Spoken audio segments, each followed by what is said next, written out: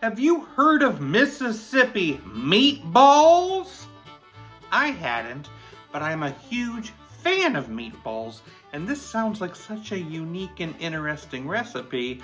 I had to try it, and I want you to join me and watch me make it. Let's go. Grab a pot. I've cooked up some frozen meatballs according to directions. I'm gonna throw those in the pot. I need a 1/4 cup of pepperoncini juice from my jar. To that, I'm gonna add a 1/2 cup of water, as well as a pack of ranch seasoning mix and au jus gravy mix. Pour on top with some pepperoncini and slices of a stick of butter. Wow. Just set those on top.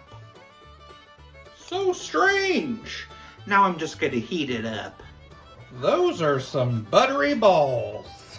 I'm just serving with some mashed potatoes. Mississippi meatballs.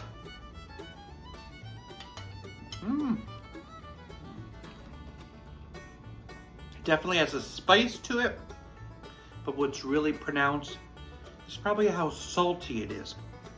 I think it's got to be that all that ranch seasoning, a whole packet, and that whole packet of au jus makes it pretty salty.